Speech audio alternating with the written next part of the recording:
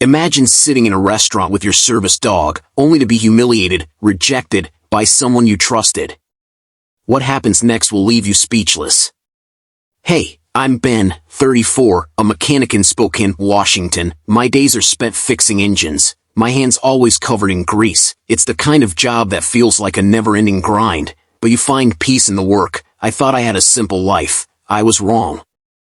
I've been friends with Dylan for years. We met at the VA, both of us struggling to find our place after coming home. He was the guy who always had your back, always there to crack a joke or lend a hand. But over time, I started noticing things, small things. Dylan's attitude changed. He began to act entitled, like he deserved more than he was working for. And when I rescued Apollo, my service dog, that's when everything shifted. Dylan started showing a side of himself that I didn't recognize. I didn't want to admit it, but I was being used.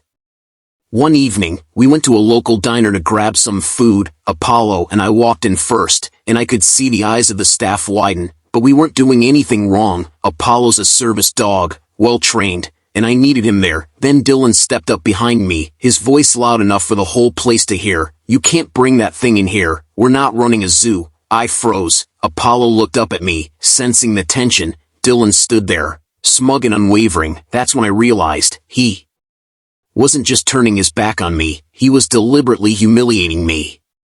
I stayed calm, telling the manager quietly that Apollo had every right to be there. The staff hesitated, but then Dylan intervened, forcing the issue. That was it. I walked out, but not without saying one thing: this isn't over. I knew the game Dylan was playing. He thought he'd won, but I had a different plan. The texts started coming in later that night. "Dylan, frantic, you better apologize before I tell everyone what you did." He was losing it, sending one message after another, voice memos filled with anger and threats. I didn't respond. I knew he was desperate to cover up the truth. Meanwhile, my silence gave me power, but what Dylan didn't know, I wasn't just playing for today, I was playing for something bigger.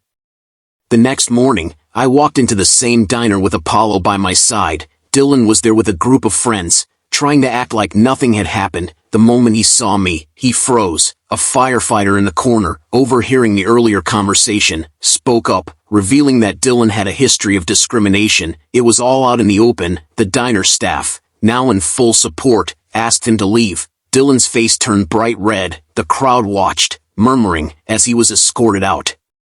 Dylan's reputation crumbled that day. He lost friends, business connections, and his credibility. As for me, I felt a sense of peace I hadn't known in years. Apollo was my true companion, and that day, I stood tall, knowing I did the right thing. Sometimes, standing your ground means letting others see their own mistakes.